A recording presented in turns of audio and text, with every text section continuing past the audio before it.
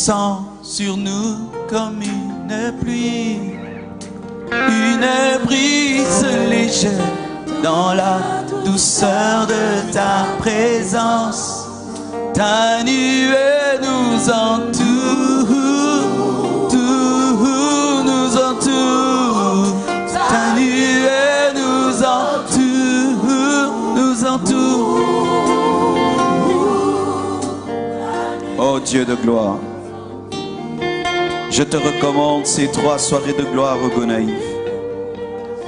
Je prie, Père éternel, que Jésus, tu atteignes ton but et ton plan. Je prie, Jésus-Christ, que ce pourquoi tu as permis que nous puissions arriver ici se réalise à 100%.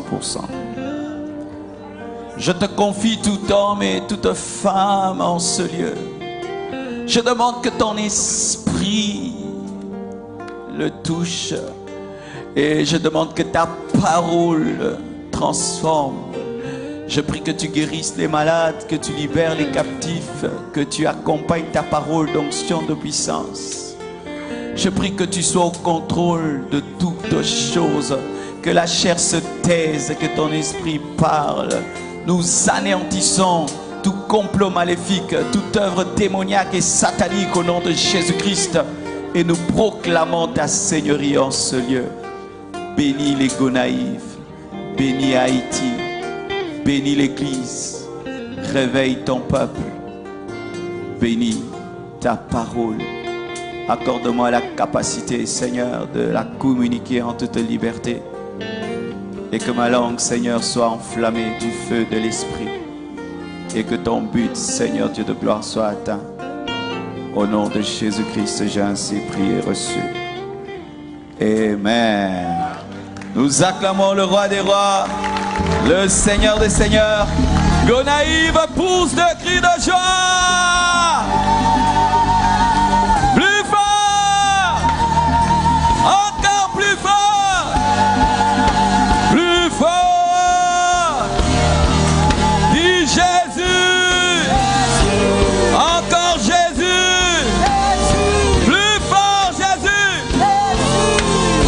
Salut 10 personnes. Dis, tu es au bon endroit. Dis à 10 personnes, tu es au bon endroit, tu es au bon endroit, tu es au bon endroit. Amen. Gloire à Dieu. Amen. Mes frères qui sont debout là, mes frères, vous pouvez même vous mettre de ce côté-là. Là, ça me distrait. Oui. À gauche et à droite, c'est mieux. Là, ça me distrait un peu. Amen. S'il y a du trouble, là, vous intervenez. Mais comme là, ça va. Amen. Je vous salue au nom de Jésus. Je remercie le Seigneur qui m'a accordé de vous voir enfin. Et je crois de tout mon cœur que le Seigneur nous veut ici aujourd'hui. Amen. Et c'est un plaisir, un bonheur que de vous apporter la parole de Dieu. Amen. Nous serons là aujourd'hui, demain et après-demain. Et nous serons avec les jeunes demain matin, ici toujours. Venez nombreux écouter la parole de Dieu. Je remercie le groupe Racréé qui nous a invités. Que Dieu vraiment vous bénisse abondamment. Ils nous ont prêté main forte pour que ces soirées de gloire soient possibles et que Dieu bénisse tous les hommes de Dieu qui m'ont accompagné depuis Port-au-Prince jusqu'ici. Je vois même d'autres qui sont venus jusqu'ici. Vraiment que Dieu vous bénisse. Amen. Vraiment, j'ai vu même le pasteur Sylvain, c'est ça, qui est venu jusqu'ici. Merci beaucoup. Que Dieu vous bénisse abondamment parce que ce n'est pas toujours facile d'abandonner son assemblée pour aller dans le programme d'un autre serviteur de Dieu. Vraiment, c'est un encouragement pour nous. Aujourd'hui, je vais m'entretenir avec vous sur un thème très important. Nous allons nous tenir debout. Nous allons lire Luc 15, versets 11 à 32. Le thème de mon message ce soir, c'est les 2 fils perdus. Dis à ton voisin de gauche, les 2 fils perdus. Ton voisin de droite, Ton voisin de derrière? Ton voisin de devant? Seulement ton voisin qui te sourit. S'il ne te sourit pas, tu ne lui dis pas. Amen. Est-ce que ça va en français seulement? Vous avez besoin d'un interprète en créole? En français? Pas de créole? Ok, à vos ordres, chef. Luc 15, versets 11 à 32. Vous y êtes? La Bible dit, il dit encore, un homme avait 2 fils. Le plus jeune dit à son père, mon père, donne-moi la part de bien qui doit me revenir. Et le père leur partagea son bien. Peu de jours après, le plus jeune fils, ayant tout ramassé, partit pour un pays éloigné, où il dissipa son bien en vivant dans la débauche. Lorsqu'ils eurent tout dépensé, une grande famine survint dans ce pays et il commença à se trouver dans le besoin. Il alla se mettre au service d'un des habitants du pays qui l'envoya dans ses champs garder les pourceaux. Il aurait bien voulu se rassasier des carouges que mangeaient les pourceaux, mais personne ne lui en donnait. Étant rentré en lui-même, il se dit, combien de mercenaires chez mon père ont du pain en abondance, et moi ici je meurs de faim. Je me lèverai, j'irai vers mon père, et je lui dirai, mon père, j'ai péché contre le ciel et contre toi. Je ne suis plus digne d'être appelé ton fils. Traite-moi comme l'un de tes mercenaires. Il se leva et alla vers son père. Comme il était encore loin, son père le vit et fut ému de compassion. Il courut se jeter à son cou et le baisa. Le fils lui dit, mon père, j'ai péché contre le ciel et contre toi. Je ne suis plus digne d'être appelé ton fils. Mais le père dit à ses serviteurs, apportez vite la plus belle robe et l'en revêtez. Mettez-lui un anneau au doigt et des souliers aux pieds. Amenez le veau gras et tuez-le. Mangeons et réjouissons-nous, car mon fils que voici était mort et il est revenu à la vie. Il était perdu et il est retrouvé.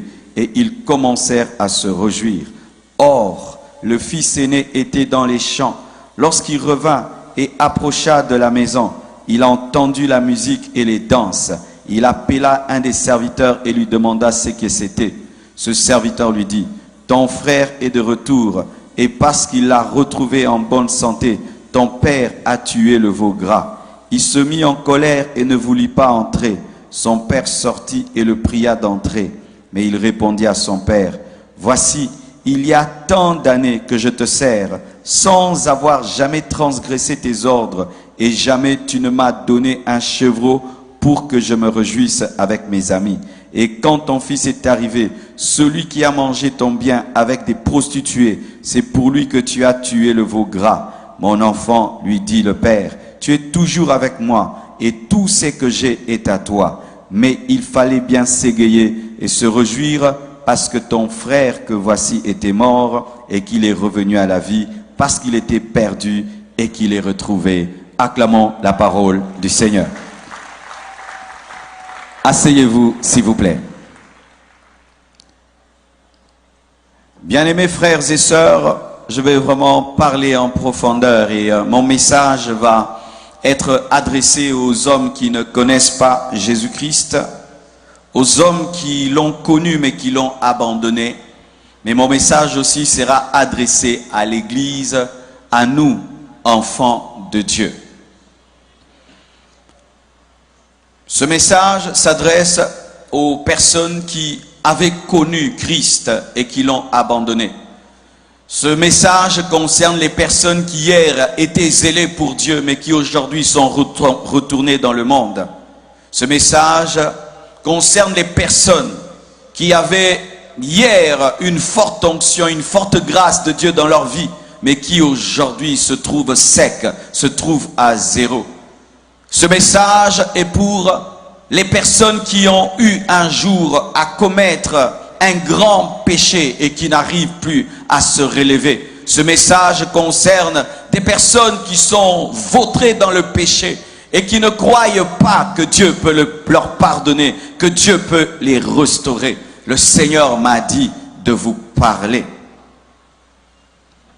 Lorsque nous lisons premièrement Luc 15, verset 11, la Bible dit, Il dit encore, Jésus dit encore, parce que Jésus disait beaucoup de choses, un homme avait 2 fils. Et la plupart des temps, lorsque nous lisons cette histoire, nous parlons d'un fils qui était saint et nous parlons d'un autre qui était perdu. Mais aujourd'hui, je suis venu vous parler de 2 fils perdus, car pour ma part, il n'y avait pas un fils perdu et un autre non perdu. Les 2 étaient des fils perdus. Tu vas dire, comment cela, pasteur? Depuis toujours, on m'a toujours parlé du fils prodigue, du seul fils prodigue, mais jamais de 2 fils prodigues. D'où vient cette doctrine avec 2 fils prodigues? Moi aussi, pendant longtemps, j'avais prêché sur le seul fils prodigue, sur le seul fils perdu. Mais j'aimerais vous dire, mes frères, qu'il y avait un qui était prodigue, c'est-à-dire un qui était dépensier, mais les 2 étaient perdus. Je t'expliquerai cela avec la suite. La Bible nous dit, le plus jeune dit à son père, « Père, donne-moi la part de bien qui doit me revenir. » Et le père leur partagea son bien. Un seul demande son bien, mais le père partage aux 2. Souvent, lorsque nous parlons de ce fils prodigue, nous parlons comme si c'est seulement lui qui avait pris son héritage. Mais lorsque nous lisons en profondeur, ce n'est pas seulement lui qui avait pris son héritage. Même l'autre fils aîné avait pris son héritage. En soi, le fils prodigue ou le fils cadet avait dit très haut, c'est que le fils aîné disait tout bas, car lorsque on lui a donné la part de son héritage, il n'avait pas refusé. Alléluia. Il demande, un seul demande, mais le père donne aux 2. L'un prend ce qui lui est donné et il s'en va, mais l'autre prend ce qui lui est donné et il reste. Mais les 2 avaient reçu leur part d'héritage. Le problème, mes frères et sœurs, ce n'est pas réclamer l'héritage, mais où tu vas avec l'héritage. Amen. Le problème, ce n'est pas de dire à Dieu, bénis-moi, parce que certains aujourd'hui commencent à prêcher contre la richesse et la bénédiction. Je pense que ce n'est pas biblique. Un chrétien doit dire à Dieu de le bénir. Il n'y a pas de péché à cela. Mais qu'est-ce que tu deviens après que Dieu soit béni? C'est ça la question. Qu'est-ce que tu deviens après avoir reçu ton héritage? C'est ça le problème. Le père n'était pas fâché que le fils cadet puisse demander son héritage. Il lui a donné et il a même donné au fils aîné qui n'avait pas demandé parce que c'était prévu.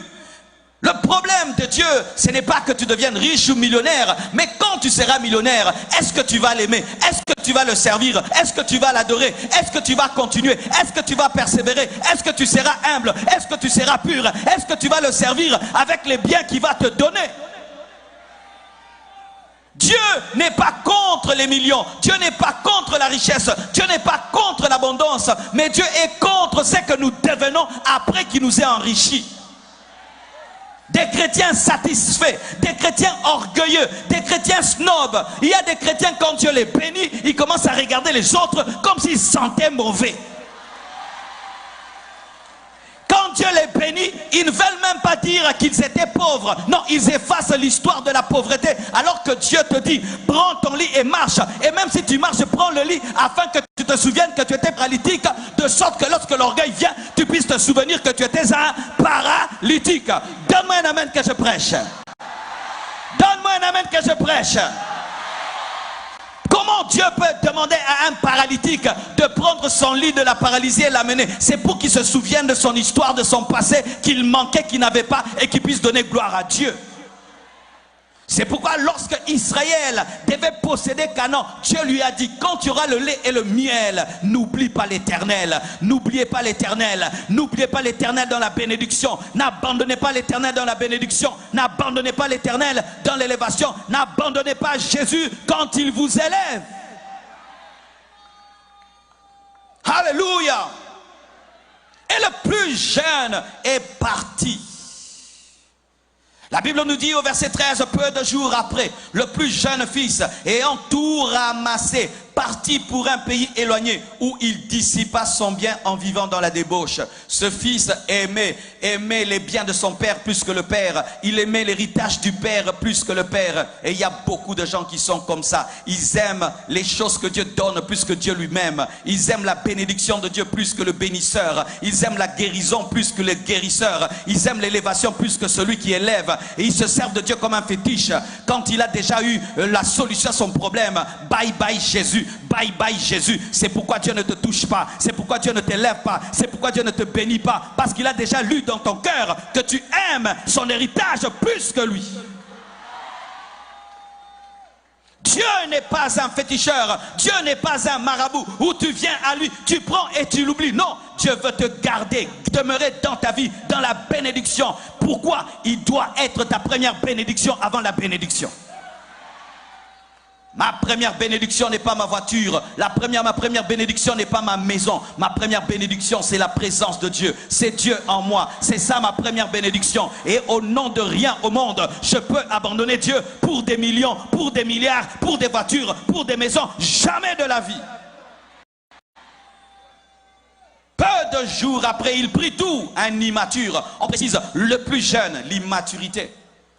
Les personnes immatures, lorsqu'elles reçoivent une chose de la source, elles pensent avoir tout pris de la source. Vous voyez, dans la Bible, on nous parle de 10 lépreux. Et tous les 10 lépreux sont guéris. 9 s'en vont et un revient. Pourquoi? Les 9 étaient des immatures. Ils pensaient que Jésus-Christ n'avait que la guérison à offrir alors qu'il avait le salut aussi à donner. Et il y a des gens, si Dieu lui donne une chose, ils pensent que c'est le tout de Dieu alors que ce ne sont que les miettes qui sont tombées de la table de Dieu. Alléluia! Certains, si seulement Dieu lui donne le mariage, il ne va plus prier. Si Dieu lui donne un enfant, il ne va plus prier. Si Dieu lui donne l'onction, il ne va plus prier, il ne va plus chercher Dieu. Pourquoi? Parce qu'il pense que Dieu ne donne qu'une seule chose, alors que Dieu est multisystème. Je dis multisystème, multisystème. Il a tellement de choses à faire et c'est impossible que tu puisses épuiser sa provision. Immatures, souvent, les immatures pensent que lorsqu'ils reçoivent une chose, ils ont tout reçu. Et il est allé où? Il est allé vivre dans la débauche. Mes frères et sœurs, ne recherchez jamais la bénédiction quand vous êtes des bébés spirituels. Ne cherchez jamais des grandes choses quand vous êtes des bébés spirituels. Ces grandes choses vont vous détruire. C'est pourquoi j'aimerais dire à tous ceux qui prêchent la prospérité, préparez d'abord les gens à être bénis avant qu'ils soient bénis, de peur que la bénédiction les détruise. Tu prends un revolver, tu donnes à un enfant, au lieu de protéger la famille, il va tuer les gens. Pareil aussi avec la bénédiction. Certains ici, vous demandez à Dieu l'onction, la puissance, mais Dieu ne vous donne pas. Pourquoi? Vous êtes des immatures. Tu vas utiliser l'onction de Dieu contre Dieu lui-même. Tu vas utiliser la bénédiction de Dieu contre Dieu lui-même. Et lorsque lui, il reçoit la richesse, il pense à quoi? Aux femmes, impudicité, débauche. Donc, il cherchait l'argent pour coucher avec les femmes. Pourquoi tu veux l'argent? Pourquoi tu veux des grandes choses? Pour coucher avec les femmes. Son père a travaillé des années pour avoir cette richesse. Et lui, il a l'argent. Il pense à quoi? À des prostituées. Il ne pense même pas se marier. Il pense à des prostituées. Et il y a des gens ici. Tout votre argent va où? Chez les prostituées. Chez des prostituées. Chez des prostituées. Comment tu peux travailler pendant 30 jours quand tu as ton salaire directement? Tu vas chez les prostituées, tu es un immature, tu es un insensé, ta tête ne fonctionne pas bien.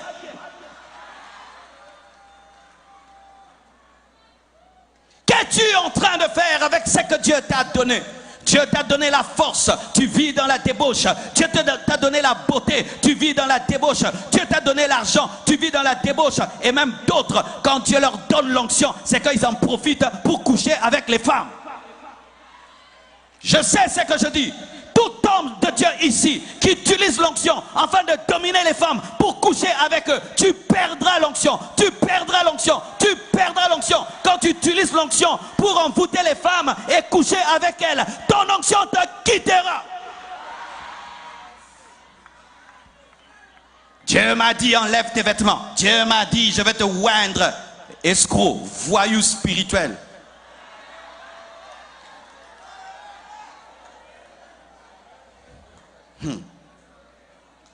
Donne-moi l'amen. Ah, je suis venu parler à moi. Alléluia.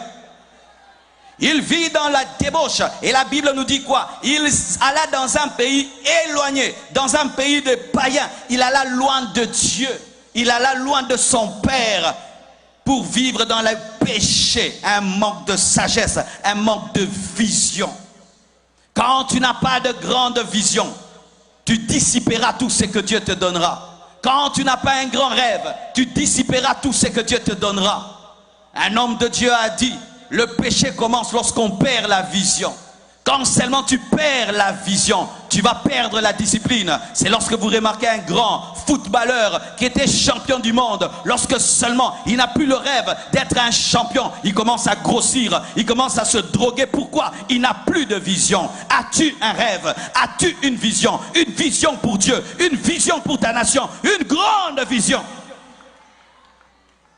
Ne demandez jamais la bénédiction de Dieu sans avoir un grand rêve. Cette bénédiction vous détruira. Vous n'en ferez rien et absolument rien.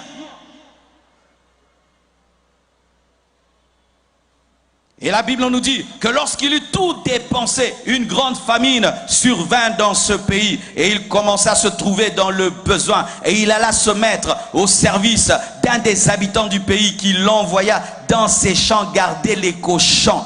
Il aurait bien voulu se rassasier des carouges, que manger les pourceaux, mais personne ne lui en donnait. Sachez mes frères que tout est éphémère, seul Dieu est éternel. Tout passera, les maisons passeront, nos nations passeront, nos politiques passeront, nos églises passeront, nos ministères passeront, nos mariages passeront. Tout passera, mais une seule chose ne passera pas. La parole de Dieu, la parole de Dieu, la parole de Dieu. Tout est éphémère, tout est éphémère. Quand tu lis la Bible au sujet de la résurrection de Lazare, Lazare est ressuscité par Jésus-Christ, mais après il a fini par mourir, car même le miracle est éphémère. Oui, mes frères, on nous parle de la première mort de Lazare, mais il y a aussi la seconde mort qui n'est pas écrite dans la Bible. Mais après être ressuscité, il était mort aussi après des années de vieillesse. Une seule chose demeure, il a reçu l'héritage du Père et il est allé, il a dissipé et puis il n'avait plus rien. Il avait oublié qu'il avait pris des choses qui partent, mais son Père est éternel. Lorsque tu t'attaches aux choses de ce monde, mon frère, tu es un idolâtre, un matérialiste. Car sachez, même si vous amassez tout et tout et tout sur la terre, un jour la mort peut frapper et vous perdrez tout. D'ailleurs, vous connaissez cela. Lorsqu'il y a eu tremblement de terre, certains avaient des châteaux, des maisons de 3 étages et de 4 étages. Certains avaient des petites maisons, mais le tremblement de terre n'a pas tenu compte de la grande maison et de la petite maison. S'il y a des gens qui ne doivent même pas s'attacher au bien de ce monde, vous êtes mieux placés parce que vous savez comment en un seul jour, en une seconde, quelque chose de grand peut disparaître. Vous pouvez même me prêcher, me dire, pasteur, les maisons sont rien, les voitures sont rien. Vous pouvez vous mettre ici et me le dire. Mais c'est dommage, malgré tout ce qui est arrivé, vous n'avez pas compris que tout est passager. Tout passera un jour, tout passera, tout disparaîtra. Ce monde que vous regardez, ce ciel que vous voyez, cette terre un jour sera roulée, sera détruite, anéantie. Et comment pouvez-vous abandonner Christ, abandonner Dieu pour les choses éphémères, pour les choses qui passent, pour le dollar, pour des voitures, pour des maisons? Comment pouvez-vous aller auprès du diable rien que pour avoir des choses éphémères?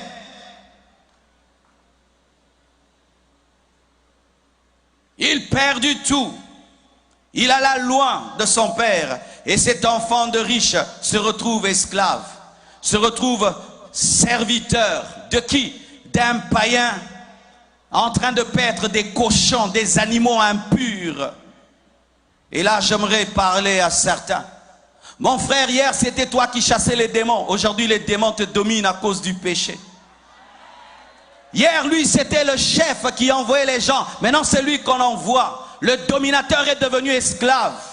Hier, c'est toi qui disais aux autres d'abandonner le péché. Mais aujourd'hui, c'est à toi qu'on dit d'abandonner le péché. Hier, tu avais le pouvoir et l'autorité, mais aujourd'hui, tu es sous l'emprise des puissants des ténèbres. Tu es comme Samson. Samson tuait ses ennemis, contrôlait ses ennemis, déchirait des lions. Mais un jour, on lui a rasé les cheveux. Et ce même Samson, on pouvait l'amadouer, on pouvait le maîtriser et l'utiliser comme un serviteur. C'est ça, la déchéance que le péché amène. Le péché vole le pouvoir, vole la puissance, vole la domination. Le péché appauvrit, détruit.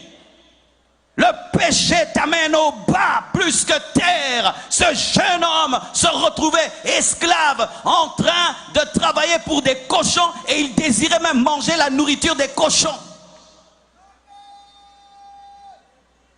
C'est quand vous voyez quelqu'un qui était un grand serviteur de Dieu, un grand enfant de Dieu, un modèle, mais vous entendez, il est dans l'homosexualité, il est dans ceci, il est dans cela. Vous dites comment le péché?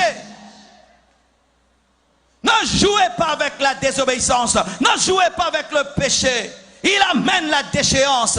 Si le péché de Lucifer a fait de lui un démon, a fait de lui un Satan, le péché aussi va te déchoir.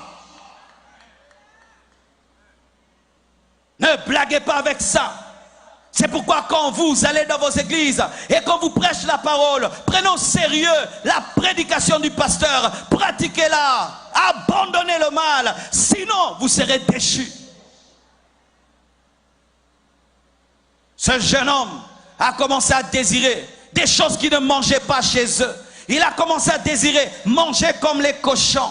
Il a commencé à désirer la nourriture des cochons. C'est ce qui arrive. Lorsque tu t'éloignes de Dieu, tu vas désirer la nourriture des cochons. Tu vas désirer la vie des païens.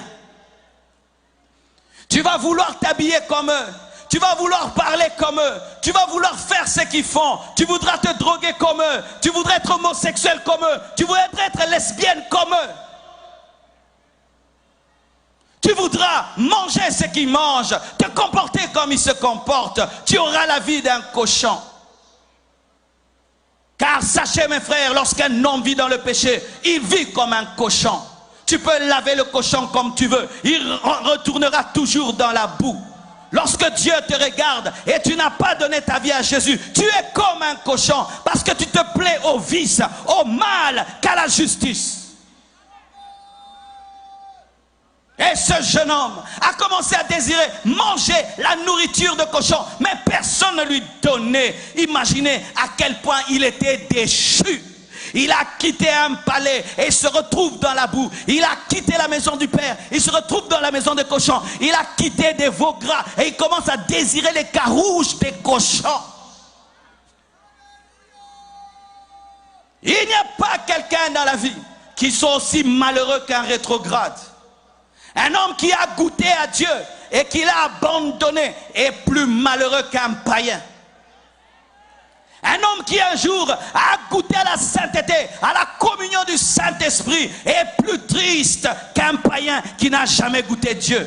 Tu peux faire semblant comme tu veux. Une fois que tu as goûté Dieu, tu sais que la vie que tu mènes n'est pas une vie.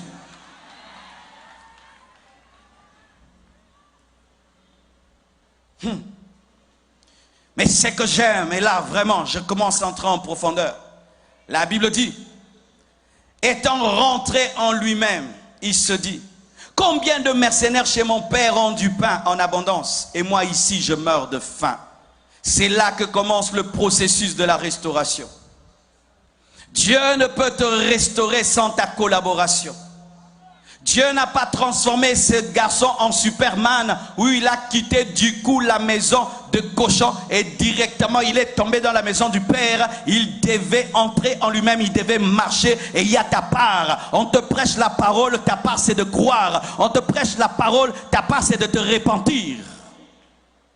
C'est pourquoi, même si nous sommes nombreux en ce lieu, ne tombez pas dans un mouvement de foule.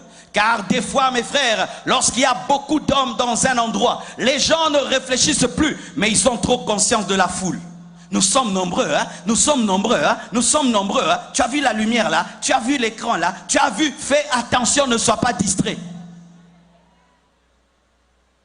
Étant entré en lui-même, C'est là que les choses commencent. Entrer en soi-même. Entrer en soi-même demande le silence. L'homme moderne n'a plus des moments de silence. C'est pourquoi l'homme moderne ne revient pas à Dieu. Dès le matin, quand tu te réveilles, c'est la sonnerie qui sonne. Après le téléphone, on t'appelle. Après le téléphone, il y a des messages sur WhatsApp. Après, il y a la télé. Après, il faut sortir. Et il y a le bruit, le bruit, le bruit, le bruit, le bruit. Nous sommes en permanence dans le bruit que nous n'avons pas des moments de silence pour entrer en nous-mêmes. Nous sommes tellement occupés que nous n'avons pas le temps d'introspection où tu fais le bilan de ta vie et tu te dis où est-ce que j'en suis avec ma vie, où est-ce que j'en suis avec Dieu. Je prie que tu entres en toi-même maintenant. Je prie que tu entres en toi-même. Je prie que tu te concentres. Concentre-toi, entre en toi-même. N'aie pas conscience de moi, aie conscience de Dieu qui te parle maintenant. Et entre en lui-même. Il s'est dit, ça c'est quelle vie que je mène. Qu'est-ce que je fais là? Il a fait le bilan de sa vie et il a dit c'est négatif. Comment je peux me retrouver ici? Chez mon père, il y a des mercenaires qui sont même moins que les serviteurs, car les mercenaires travaillent pour le père et on leur donne l'argent. Mais les serviteurs restaient dans la maison du père. Il dit les mercenaires qui sont moins que les serviteurs mange mieux que moi. Qu'est-ce que je fais là? Qu'est-ce que tu fais là? Qu'est-ce que tu fais là? Où? Que fais-tu? Quelle est ta vie? Quel est le bilan de ta vie? Si tu meurs maintenant, où iras-tu? Si maintenant la terre s'ouvre et nous sommes tous engloutis, où finiras-tu ton éternité? Qu'est-ce que je fais là? Il est entré en lui-même. Alors qu'il y avait le bruit des cochons. Et vous savez que les cochons font beaucoup de bruit. Et toi, souvent, lorsque tu veux entrer en toi-même et te concentrer sur Jésus-Christ, qu'est-ce qui se passe? Tes amis font tellement de bruit. On peut m'enlever ça. Tes amis font tellement de bruit. Tu vas encore à l'église. Tu viens d'où? De la soirée de gloire. Ah, écoutez, qui est le pasteur Marcelo. Oh, tu perds ton temps. Tu perds ton temps. Les cochons font toujours des bruits.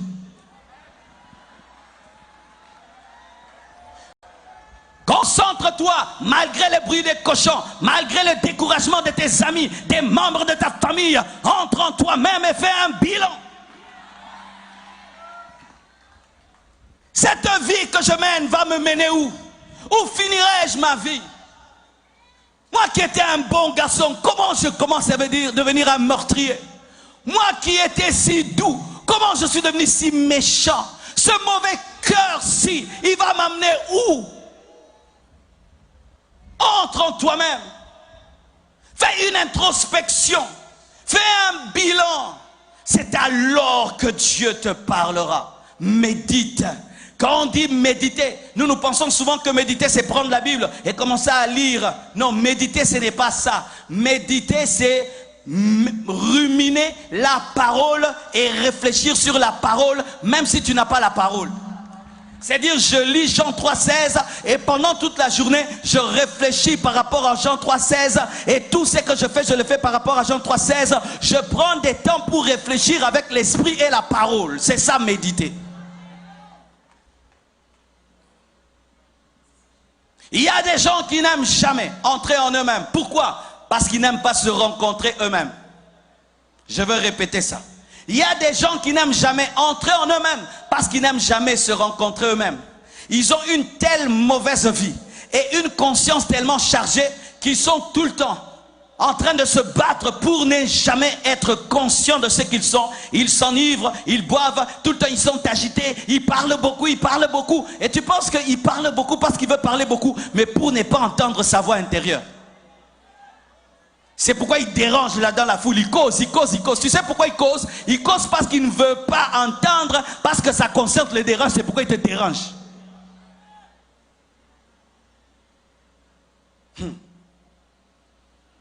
Et il fait une comparaison avec son passé. Qu'est-ce que je fais ici? Dans mon passé, j'étais dans la gloire. Mais qu'est-ce que je fais ici? Est-ce que vous faites des fois une comparaison entre vos passés et votre présent?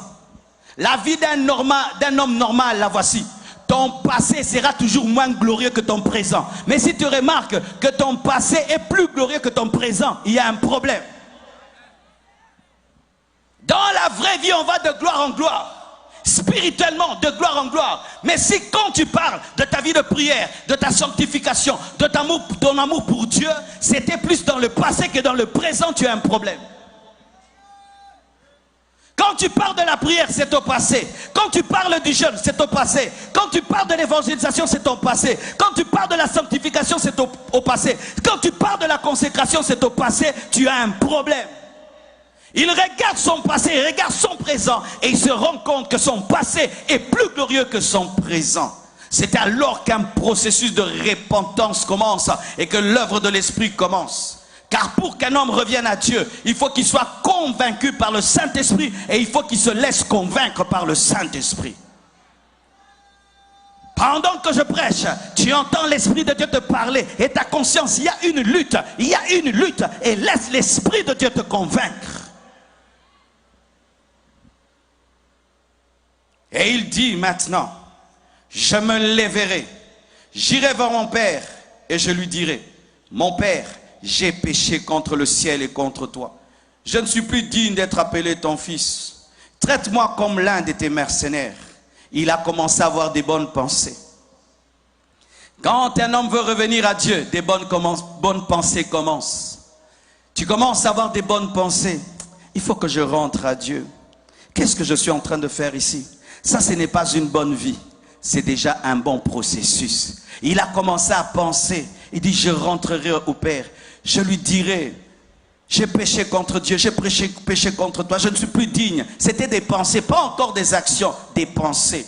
Et je prie que le Saint-Esprit te donne des bonnes pensées. Je prie que le Saint-Esprit te donne des bonnes pensées. Je prie que le Saint-Esprit te donne des bonnes pensées. Je prie que le Saint-Esprit te donne des bonnes pensées. Des pensées de repentance, des pensées de conversion, des pensées de restauration. Il dit, je m'en irai, je reviendrai. Et il a pris une décision. Dieu ne peut pas te prendre de force et t'amener au ciel. Sinon, tu seras emprisonné au ciel. Le ciel, c'est le ciel de personnes libres. Il y a des gens qui disent, comment Dieu est tellement bon et il envoie des créatures en enfer. Dieu n'envoie personne en enfer. Ce sont les hommes qui ont choisi d'aller en enfer. Dieu n'a créé aucun homme pour aller en enfer. Tous les hommes qui iront en enfer, iront parce qu'ils ont refusé d'aller au ciel. Dieu ne crée pas des robots où il appuie play et tu te convertis. Non, tu dois collaborer avec la parole, collaborer avec le Saint-Esprit. Je suis chrétien parce que je l'ai accepté. J'ai ouvert mon cœur lorsqu'il a frappé à ma porte. Mais s'il avait frappé et j'avais refusé, je serais aujourd'hui toujours dans le monde.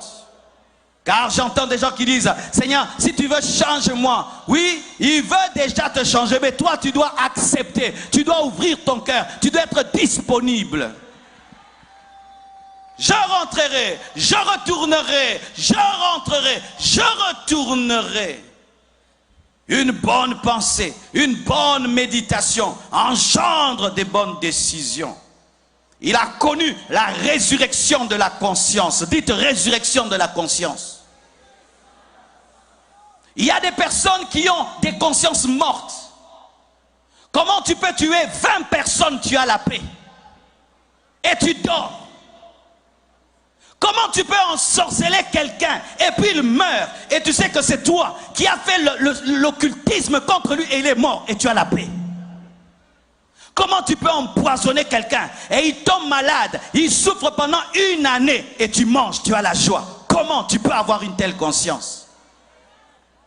Comment tu peux voler le mari d'autrui et tu sais que sa femme s'est suicidée à cause de cela et toi tu as la joie? Tu as quelle conscience?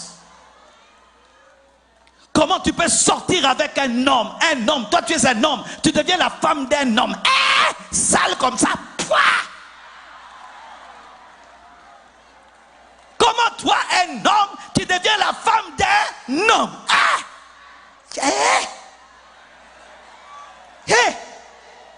Moi, tu me tentes, je vais te donner un coup. Mais tu commets l'homosexualité. Mais tu dors, tu as la paix. Tu es une femme et tu as une femme comme mari et tu as la paix. Tu invoques les démons. Tu parles aux esprits et tu as la joie. Quelle est cette conscience que tu as? Ta conscience est morte. Un homme normal, quand il fait le mal, sa conscience lui reproche. Un homme normal, quand il dévie de la parole, la conscience lui reproche. Lorsque tu remarques que tu as une conscience qui ne te reproche plus le mal, fais très attention, tu as attrapé une maladie spirituelle. Lorsque nous lisons l'histoire de David, David a voulu seulement couper le pan de la robe de Saoul. Quand seulement il a touché et il a coupé, il a commencé à trembler. Il n'avait pas touché sa peau, il n'avait pas touché son sang, rien que le vêtement, il a tremblé. Pourquoi? Il avait une conscience. Quelle est la dernière fois que tu as pleuré parce que tu as péché? Quelle est la dernière fois que tu as pleuré parce que tu as fait du mal à quelqu'un?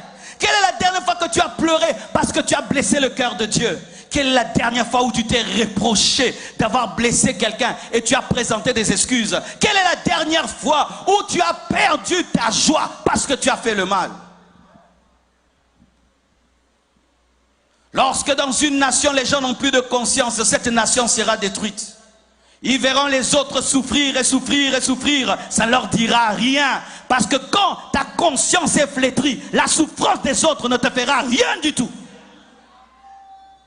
Que Dieu ressuscite la conscience de l'Haïti. Que Dieu ressuscite vos consciences. Que Dieu ressuscite vos consciences. Ou quand je fais du mal à mon frère, j'ai mal, je n'ai pas la paix, je ne dors pas. Pourquoi j'ai mal? Il y a une jeune fille dans notre église qui avait troublé mon cœur. Le jour qu'on a fait la Sainte Seine, j'ai remarqué qu'elle n'avait pas pris la Sainte Seine. Alors qu'elle était une grande servante de Dieu dans l'église. Et je l'ai appelée Stéphanie. Pourquoi tu n'as pas pris la Sainte Seine? Elle va me dire, pasteur, je ne suis pas en ordre avec Dieu, j'ai péché. Je savais que c'était une femme pure, une jeune fille vierge. Je dis, toi, c'est quel péché que tu as commis qui t'empêche de prendre la Sainte Seine? Écoutez ce qu'elle me dit. Il dit, on a eu un problème à la maison, il n'y avait pas d'argent. Alors les parents n'avaient pas payé l'eau ou l'électricité. Alors les parents n'avaient pas les moyens. Et lorsque les agents de la régie des eaux, la régie, l'entreprise qui gère l'eau est venue, ils ont frappé à la porte et puis ils m'ont dit si mes parents étaient là. Et j'ai dit que les parents n'étaient pas là parce que je savais qu'ils n'allaient pas payer l'eau. Alors j'avais menti. C'est pourquoi je ne peux pas prendre la Sainte Seine parce que j'ai menti. Si c'était toi. Qu'est-ce que j'ai dit de grave? Tout le monde ment ici-bas. Même les pasteurs mentent. Tout le monde ment. Tout le monde, même les papes. Tout le monde ment. Tu allais trouver des excuses. Mais elle refuse de prendre la Sainte Seine parce qu'elle a menti. Mais toi, tu gagnes ta vie en mentant. Tout ton argent, c'est les mensonges. Le jour que tu arrêtes de mentir, tu n'auras plus l'argent. Vrai ou faux?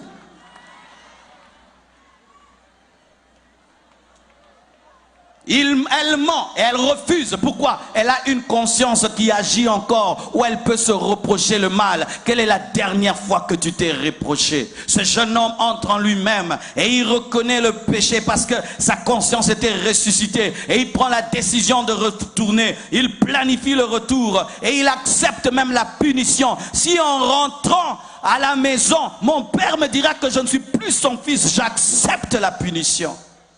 Aujourd'hui, nous avons des gens, ils pêchent et quand vous lui reprochez, il se fâche. Des filles qu'on engrosse et quand vous regardez sa grossesse, elle est fâchée. Qu'est-ce que tu regardes? On regarde ton gros ventre. Non, on regarde ton gros ventre. Ton gros ventre. Tu as un gros ventre mais tu n'es pas marié. On regarde ton gros ventre. Oh, je suis fâché. Tout le monde me critique parce que j'ai une grossesse. Oui.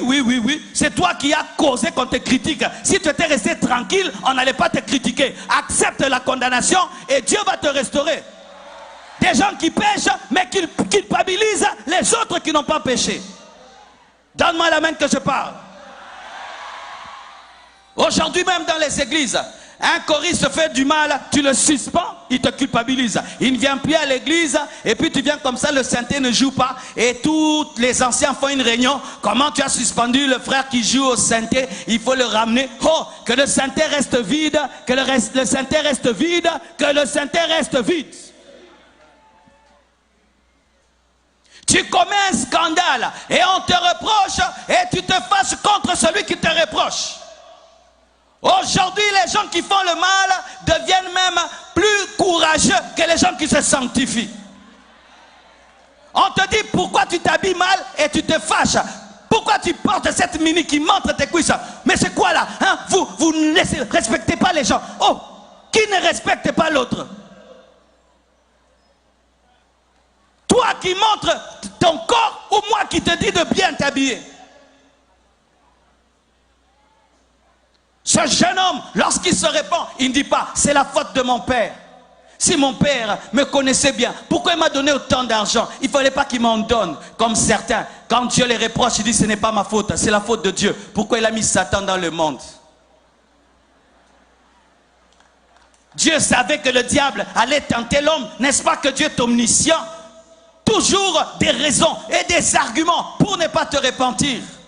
Il n'a même pas dit c'est la faute de mon grand frère. Il m'a mis tellement mal à l'aise que j'ai dû partir. Il a accepté la responsabilité.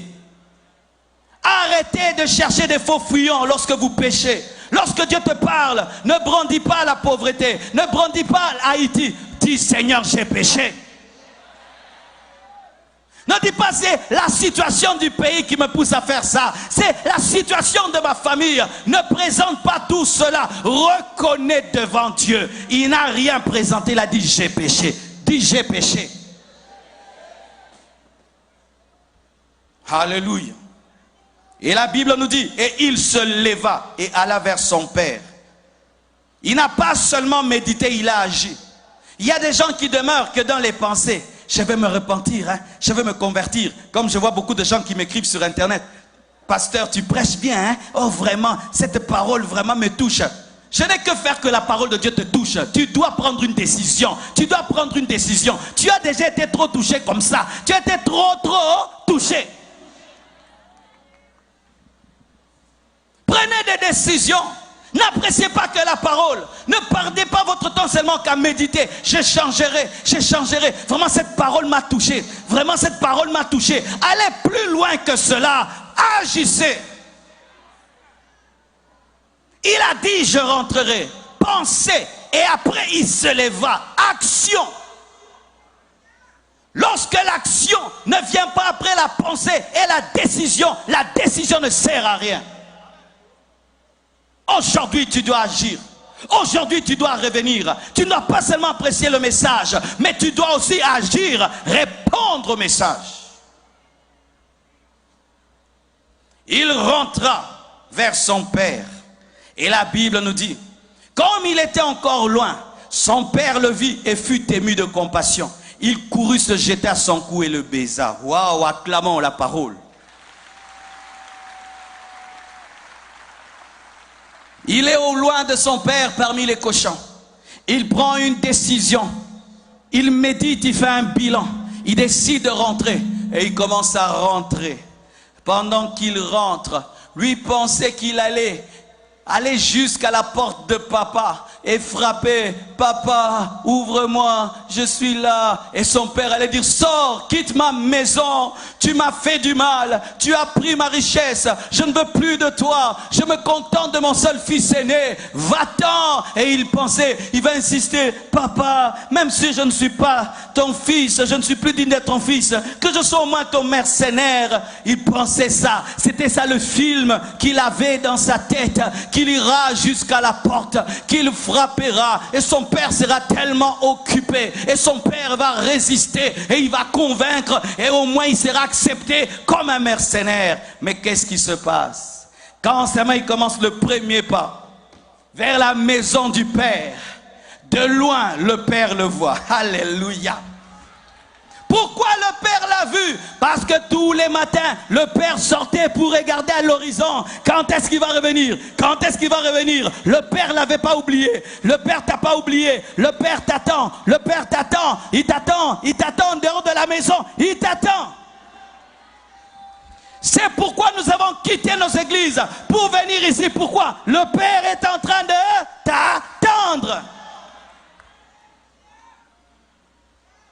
Et pendant que lui marchait vers le Père courait. Lorsque le pécheur marche vers Dieu, Dieu court vers le pécheur. Lorsque le pécheur marche vers Dieu, Dieu court vers le pécheur. Lorsque le pécheur marche vers Dieu, Dieu court vers le pécheur. L'amour de Dieu a plus de vitesse que ta repentance. L'amour de Dieu a plus de vitesse que ta repentance. Je dis l'amour de Dieu a plus de vitesse que ta repentance. L'amour de Dieu a plus de vitesse que ta repentance. Pendant que lui marche en se repentant, le Père court en l'aimant.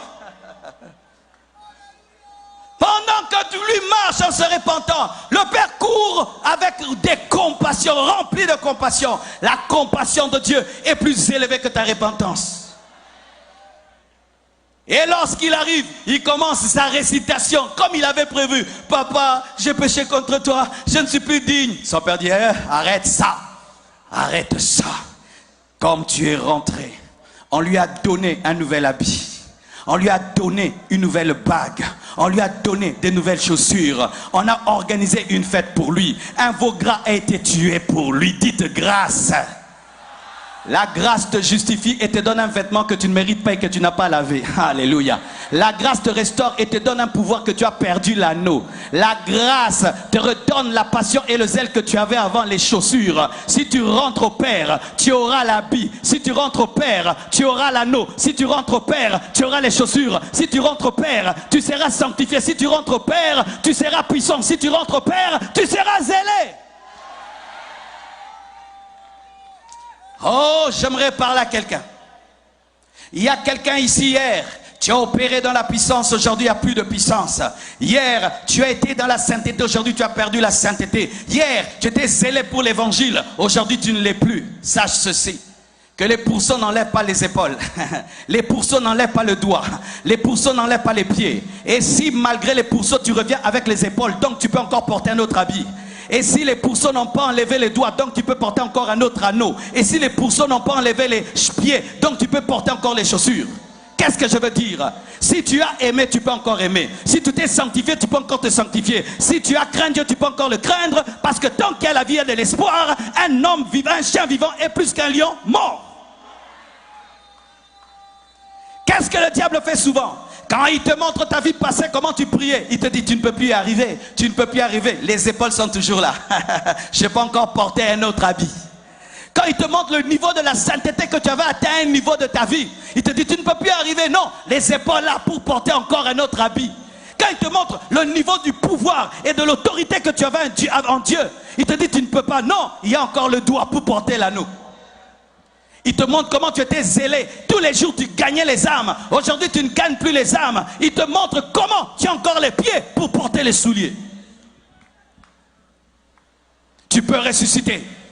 Je dis, tu peux ressusciter. Tu peux ressusciter. Je dis, tu peux ressusciter. Lorsque Delilah coupe les cheveux de Samson, elle n'a pas enlevé les gènes qui donnent les cheveux. On t'a rasé, mais tu as la capacité d'avoir une seconde chevelure. On peut te raser, mais tu peux encore avoir une seconde chevelure. Rentre à Dieu. Ne permets pas au diable de te remplir de culpabilité. La culpabilité est bonne pendant un temps.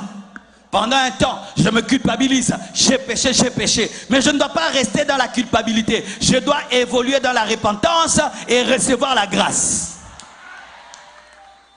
Si tu demeures dans la culpabilité malgré la grâce, ce n'est pas la Bible, là tu es légaliste. Une fois que Dieu t'a pardonné, ne demande plus pardon. Une fois que Dieu te pardonne, ne demande plus pardon, mais reçois ce qu'il te donne. Parce que certains, lorsqu'ils rentrent dans la maison du Père, on dit, allez, donnez-lui un nouveau vêtement. Non, je ne suis pas digne. Pas le nouveau vêtement. Donnez-moi un sale vêtement. Donnez-lui l'anneau. Non, non, non, non, je ne suis pas digne. Donnez-lui les chaussures. Frère, arrête d'être plus saint que Dieu. Arrête d'être plus saint que Dieu. Tu es en train de te culpabiliser alors que tu t'es repenti, alors que tu as abandonné. Et certains vous gênez beaucoup. On pense que c'est le zèle, alors que c'est l'incrédulité, la culpabilité. Tu aimerais mériter le pardon de Dieu, alors que dans le Nouveau Testament, on ne gêne pas pour être pardonné, mais on doit croire que le sang de Jésus-Christ peut effacer nos péchés. Dans la nouvelle alliance, on ne jeûne pas pour être pardonné, mais tu jeûnes beaucoup. Pourquoi? Parce que tu aimerais mériter le pardon alors que Dieu te le donne par grâce.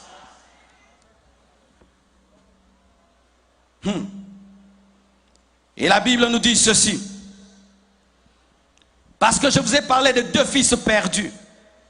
Lorsque le père organise une fête et il se réjouit parce que son fils était mort, il est ressuscité, revenu à la vie. Le fils aîné, alors qu'il est en train de travailler pour le père dans le champ, en train de travailler pour le père dans le champ, en train de servir Dieu dans son département, en train de servir Dieu dans son ministère, il entend qu'un nouveau venu est venu et c'est son frère qui est rentré et on organise une fête pour lui et il dit c'est quoi là? Il dit que c'est ton frère qui est revenu et ton père a organisé une fête pour lui. Et au lieu qu'il soit heureux, oh enfin, mon frère est revenu. Il se dit, pourquoi cela? Moi j'ai toujours été là, je t'ai servi. Tu ne m'as jamais rien donné pour que je fasse une fête avec qui? Avec mes amis. Ses amis étaient plus importants que son frère. C'est pourquoi j'aimerais vous dire, ce jeune homme aussi était perdu. Il n'y avait pas que un fils perdu, il y en avait deux. Un était perdu et prodigue, c'est-à-dire perdu mais dépensier. Mais un autre était perdu mais économe. Donne-moi la main, je vais t'expliquer maintenant. L'autre était perdu en dehors de la maison du père. Mais l'autre était perdu dans la maison du père. Pourquoi je dis? Malgré qu'il était dans la maison du père, il ne connaissait pas le cœur de son père. Malgré qu'il était dans la maison du père, il n'avait pas les sentiments de son père. Malgré qu'il était dans la maison du père, il ne connaissait pas la vision de son père. Malgré qu'il était dans la maison du père, il n'avait pas le cœur du père. Il était perdu, mais dans la maison du père. Donne-moi la main, je vais te parler. Il y a deux sortes de païens. Il y a les païens du dehors et il y a les païens du dedans. Il y a deux sortes de chiens. Il y a les chiens domestiques et les chiens sauvages. Les païens qui ne viennent jamais à l'église, ce sont les chiens sauvages. Mais il y a d'autres, ils sont païens dans l'église, des chiens domestiqués. Donne-moi la main, je vais te parler. Vous qui pensez qu'aller à l'église amène au ciel, j'aimerais aujourd'hui vous troubler. Aller à l'église n'amène pas au ciel. Avoir des responsabilités n'amène pas au ciel. Prêcher n'amène pas au ciel. Être ancien n'amène pas au ciel. Tu peux avoir toutes ces choses et tu finis en enfer. Et Dieu te dit, je ne t'ai jamais connu. Mais tu as prophétisé en son nom. Tu as fait des miracles en son nom. Mais il te dit qu'il ne t'a jamais connu. Pourquoi? Tu n'avais pas son cœur. Donne-moi la main. Comment un fils est né? En tant que son frère est rentré, au lieu de le rechercher, il se plaint pour lui. C'était un égoïste. Il avait un mauvais cœur alors qu'il avait un père avec un bon cœur. Il avait une vision égoïste alors que son père avait une grande vision. Perdu, mais dans la maison du père. Proche, mais perdu. Proche du royaume, mais pas dans le royaume. À côté de la piscine, mais ne sachant pas nager. Il y a une piscine là où nous habitons. Personne d'entre nous ne nage. Mais elle est là. Elle est là. Nous la regardons, la piscine. Ah, piscine. Hé, hé, belle piscine. Nous prenons même les photos. Personne ne tombe dedans. Et il y a des gens aussi qui font ça avec Jésus. Oh, le roi des rois. Le seigneur des seigneurs. Mais ils n'entrent pas dedans. Mais à l'église. Dieu est bon, hein? Dieu est saint, mais il n'entre pas dedans. Et il y a une piscine sans savoir nager, habitant à côté de l'eau, mais fouillant l'eau, mais il y a une maison à côté de l'eau. Vous les connaissez? Si tu es fils de pasteur, être fils de pasteur, ce n'est pas le signe que tu es né de nouveau. Si tu es femme de pasteur, être femme de pasteur, ce n'est pas le signe que tu es né de nouveau. Tu peux être proche, mais perdu comme le fils aîné. Dans la maison du père, mais perdu.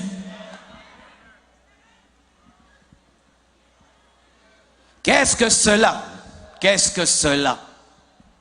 C'est lorsque nous nous disons chrétiens, mais nous sommes dans la loi. Nous disons que nous sommes chrétiens, mais si quelqu'un monte ici, il témoigne, il dit, je rends grâce à Dieu, Jésus m'a changé. J'étais une prostituée, je suis sorti avec 50 maris, mais aujourd'hui je me suis repenti. Et puis Dieu te dit, les choses anciennes sont passées et toutes choses sont devenues nouvelles. Si quelqu'un pêche, il se répand. Nous n'oublions jamais. Nous ne pardonnons jamais. Mais dans l'église, étant des enfants de Dieu, nous sommes incapables de pardonner. Incapables de pardonner. Lui, il voulait que lorsque le fils va revenir, qu'on puisse le chicoter, pas une fête, fouet. C'est pourquoi Dieu nous confond. Tu fais 10 ans dans l'église avec ce mauvais cœur de fils aîné. Le voyou du quartier se convertit, Dieu lui donne une onction plus que toi, une connaissance plus que toi, il élève plus que toi. Et tu commences à dire, Seigneur, nous sommes là depuis des années, on n'a rien vu parce que tu as un mauvais cœur. J'ai remarqué dans les églises, vous voyez des sœurs qui ont duré dans l'église, elles ne se marient jamais. Vous voyez une jeune fille, elle était prostituée, elle se répand pour de vrai. 2 ans après, Dieu lui donne le mariage. Mais les sœurs là avec des foulards et des robes jusqu'ici, on les marie pas, on les marie pas, on les marie pas. Pourquoi? Mauvais cœur, mauvais cœur. Jalousie, jalousie.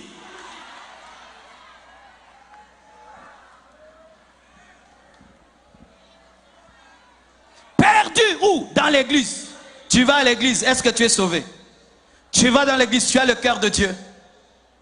Tu vas dans l'église, quel est le cœur que tu as? Des critiques, des médisances, des critiques, des médisances, des critiques, des médisances. Et puis ribababacha, yabababababa, critique, médisance, critique, critique, médisance, critique, routotototo. Oh, arrêtez ça, arrêtez ça, arrêtez ça.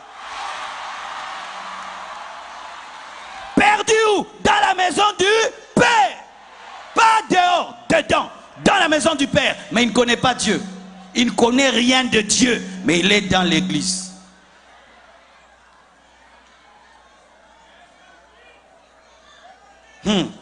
Donne-moi la main que je continue.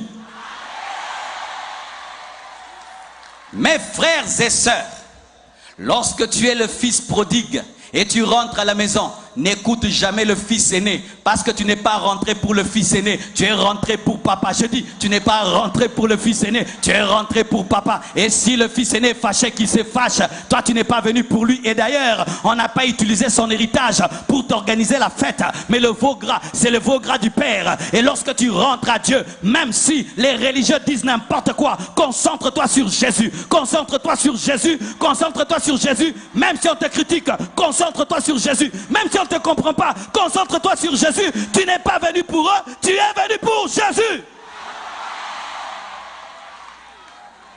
Donne-moi la main. Donne-moi la main.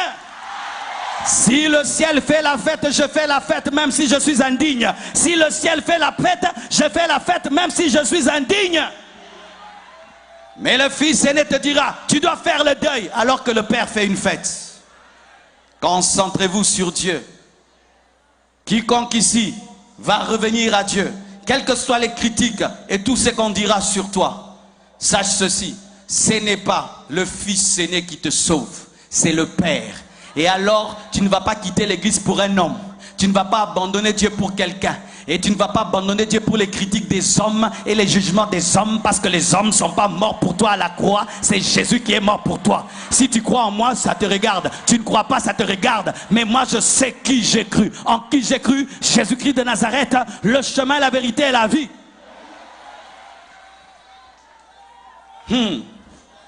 Alléluia. Et aujourd'hui, alors que je préparais ce message, j'ai reçu cette vision. Elle me trouble jusqu'à présent, Et je prie que Dieu me révèle davantage son sens. Écoutez ce que j'ai vu aujourd'hui. J'ai vu un homme qui avait une fille. Cette fille est tombée malade dans la vision. Elle a attrapé une maladie de la peau. Cette maladie de la peau lui mettait des taches noires sur elle. Et c'était une maladie très dangereuse, très contagieuse, de sorte que si seulement tu la touches, tu attrapes cette maladie. Et on était obligé de prendre cette jeune fille que son père aimait beaucoup et qui aimait beaucoup son père. On est allé la mettre en quarantaine dans la chambre de la servante. Pendant longtemps. Dans la vision, c'est comme si, même plus de 5 ans, 6 ans, 7 ans, 8 ans, 10 ans, cette fille était restée là-bas. Et dans la vision, je voyais, la mère avait fait l'effort d'oublier l'enfant.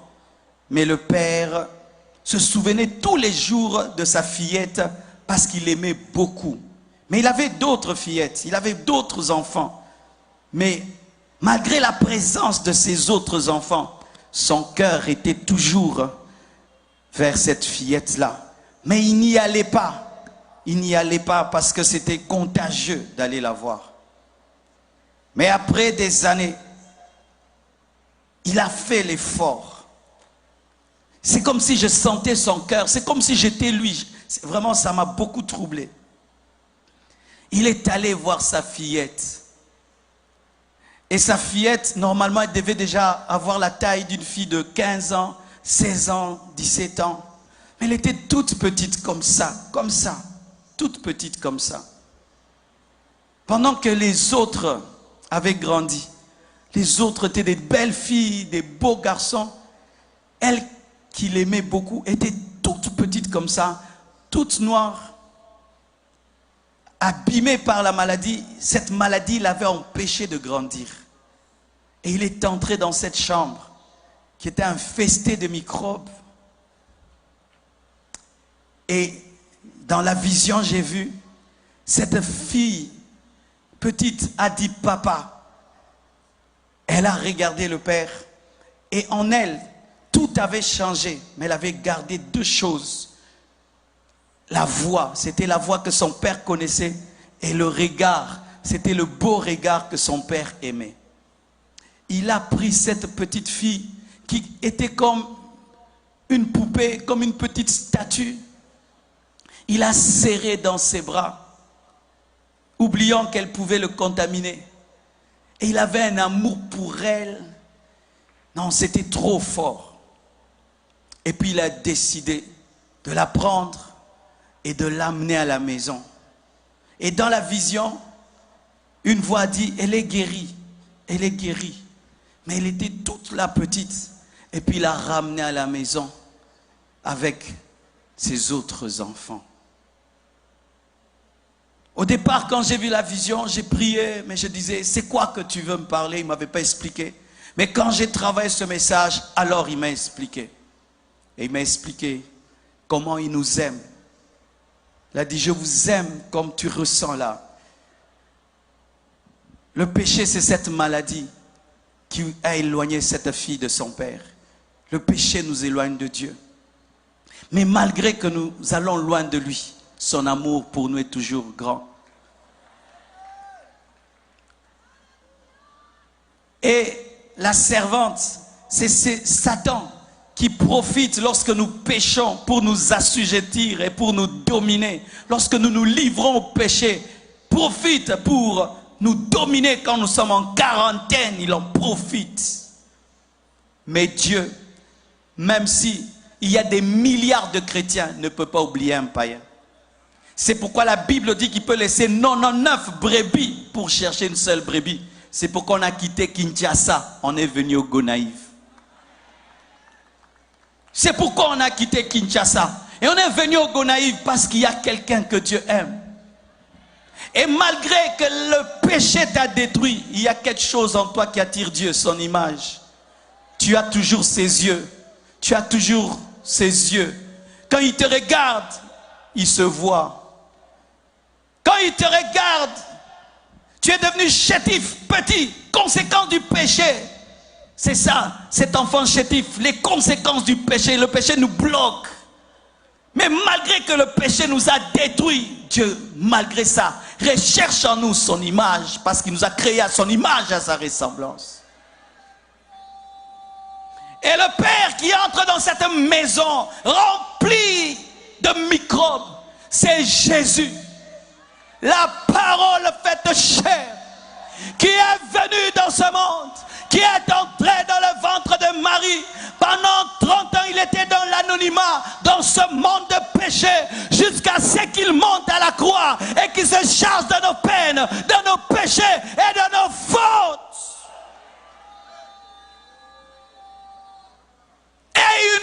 Et il nous a pris. Il a accepté la contagion. Il est devenu péché pour qu'on nous soit manifestée la justice de Dieu. Il est mort pour qu'on vive. Il s'est appauvri pour qu'on soit riche. Et dans ses meurtrissures, nous sommes guéris. Il a accepté de prendre notre place. afin de nous ramener au Père et que le Père nous restaure. Ne dites jamais à un païen que Dieu ne l'aime pas, archi faux. Dites-lui que Jésus l'aime et qu'il rentre au Père. Car même les hommes qui rentrent en enfer, Dieu les jettera là-bas, mais en les aimant. Mais comme ils ont refusé la solution du salut, il ne peut rien faire pour eux. Car Dieu n'a pas des prisonniers au ciel, mais des hommes libres. Que Dieu bénisse sa parole.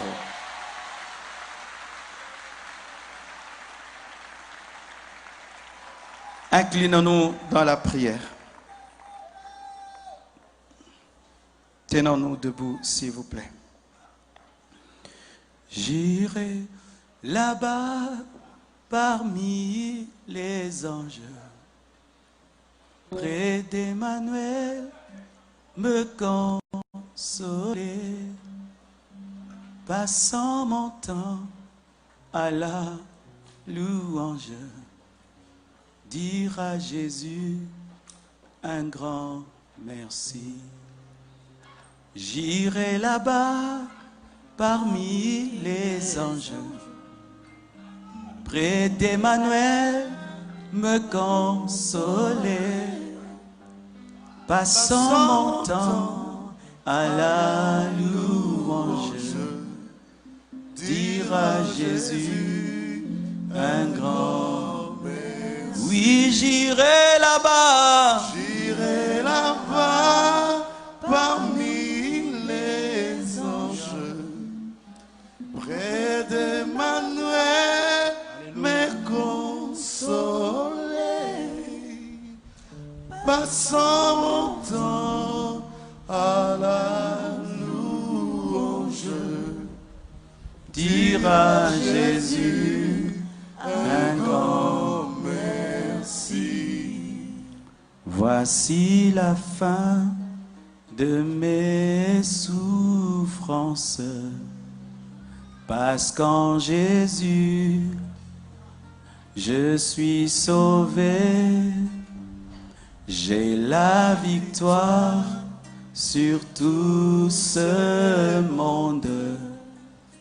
Un jour j'irai près du Seigneur. Voici la fin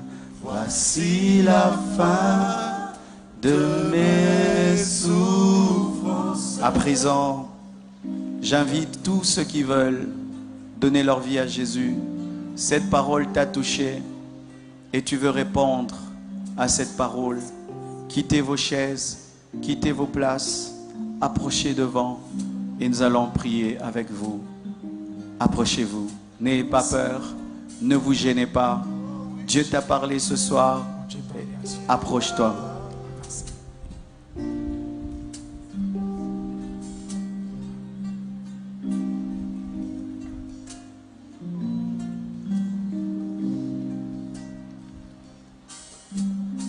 Approche-toi. Avancez. Ce message t'a parlé, Dieu t'a parlé. Bon Dieu parlé. Approche-toi, nous allons prier. Avancez, nous allons prier. J'irai là-bas parmi les anges. Crée-toi du chemin dans les allées. Que Dieu te bénisse, mon frère. Que Dieu te bénisse. Venez, venez, venez. Dieu t'a parlé. Bon Dieu parlé. Réponds à la parole. Réponds, appelle. Oui, j'irai là-bas. J'irai là-bas parmi les anges, près d'Emmanuel, me consoler. Approchez, approchez, approchez, approchez. Avancez. Passons mon temps à la louange, Dire à Jésus un grand merci. oui, j'irai là-bas. J'irai là-bas, Là-bas, là-bas. près d'Emmanuel, Ne résiste pas au Saint-Esprit. consoler. Viens donner ta vie à Jésus. Va faire tes dix vies à Jésus. à la louange. Dire à Jésus. Dire à Jésus un grand merci. Ne partez pas encore, je vais prier pour que la puissance de Dieu se meuve dans ta vie. On va prier pour puissance de Dieu mouvementer dans la vie. Venez, venez, créez-vous du chemin, approchez-vous. Avancez.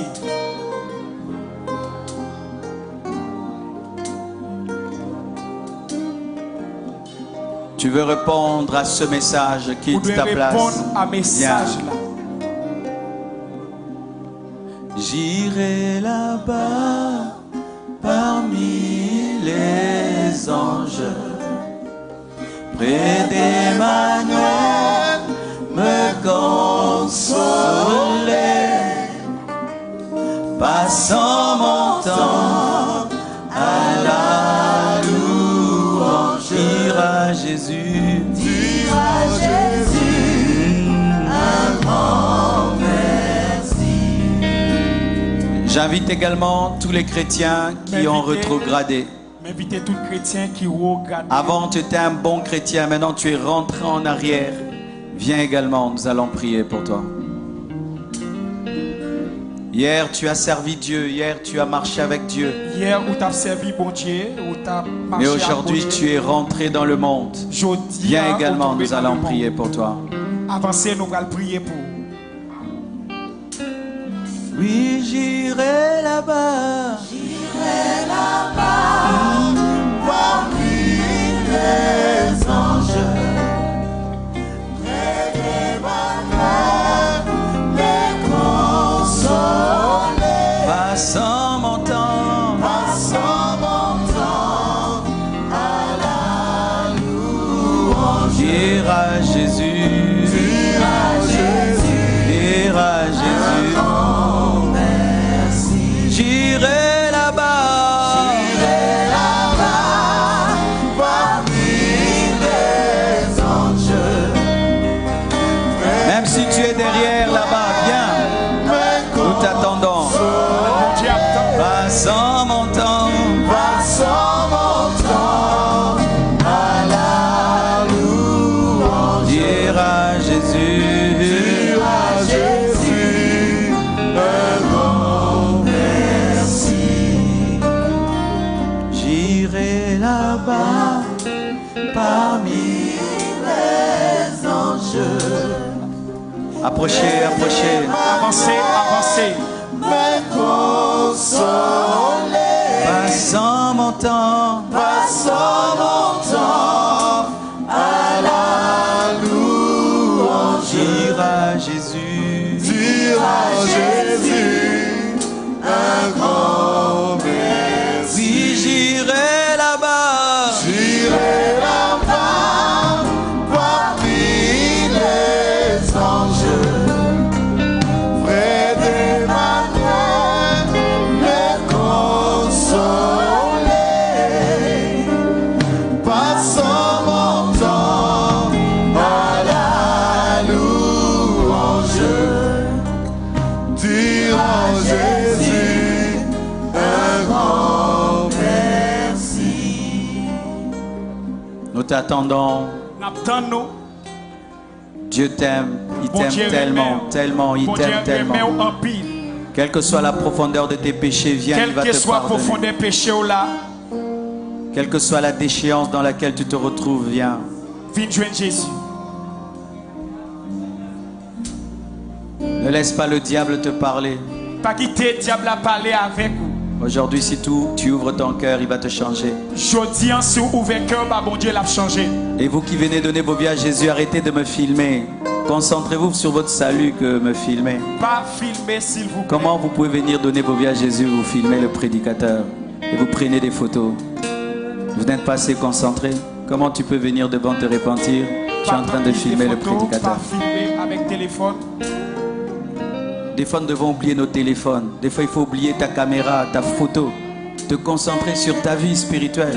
Tout le temps, le téléphone, le téléphone, le téléphone. Déposer téléphone. Yo. C'est sérieux ce qui se passe ici. Ton éternité en dépend. Éternité au plus important. J'entends encore quelques minutes M'attendons pendant quelques minutes pour certains qui doivent venir également. pour même qu'à venir, qui doit venir. Ta vie a tellement de la valeur que si tout le monde aujourd'hui est sauvé, toi tu n'es pas sauvé, cela va te blesser le cœur de Dieu. Viens. Vie ou bien. Un grand merci. Ne résiste pas au Saint-Esprit, ne résiste pas à la parole. La voix de Dieu te parle. Vois mon Laisse-toi Dieu parler. être convaincu par le Saint-Esprit. Répands-toi de tes péchés. Ouvre ton cœur à Jésus ce soir. Bye, mon Dieu, cœur en soi. Ok. Levez les mains, nous allons prier.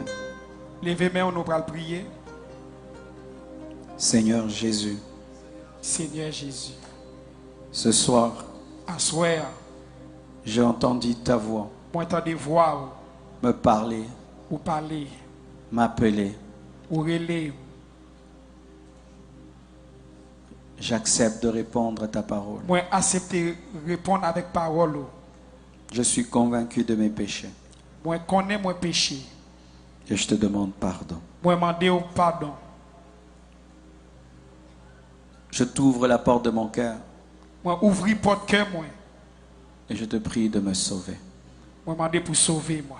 Je te prie de me changer. Moi demander pour changer. Je te prie de me restaurer. Moi demander pour restaurer. Donne-moi une nouvelle robe. Bamion l'autre rade. Justifie-moi. Justifier. Sanctifie-moi. Sanctifier. Pardonne-moi. Pardonner. Délivre-moi. Délivrer-moi. Donne-moi le Saint-Esprit. Ban moi Saint-Esprit. Écris mon nom dans le livre de vie. Écris nom dans le livre la vie. Transforme-moi totalement. Transforme. Je confesse de ma bouche Moi confesser avec bouche moi. le Seigneur Jésus. Ou c'est Seigneur Jésus.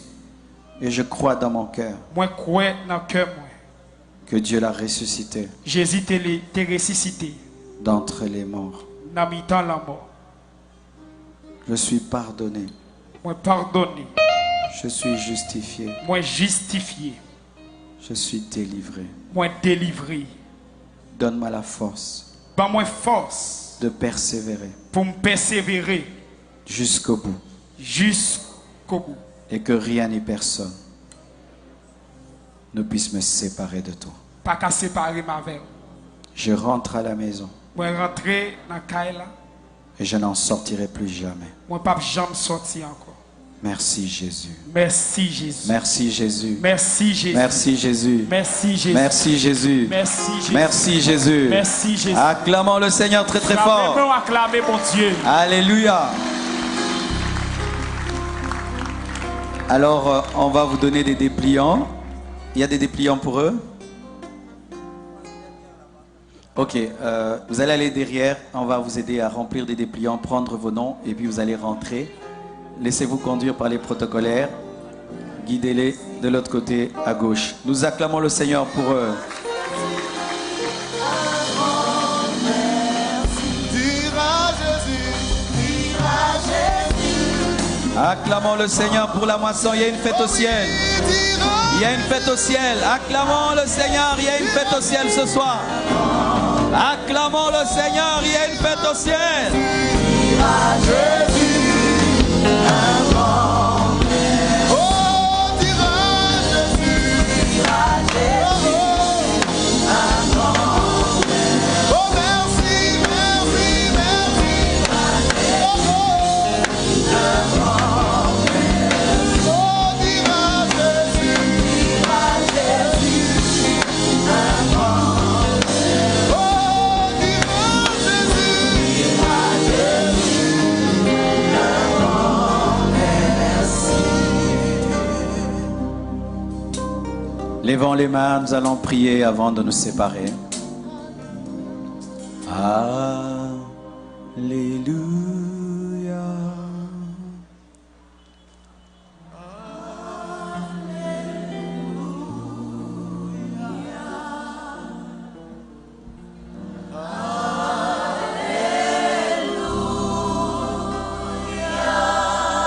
Est-ce que tout le monde peut chanter?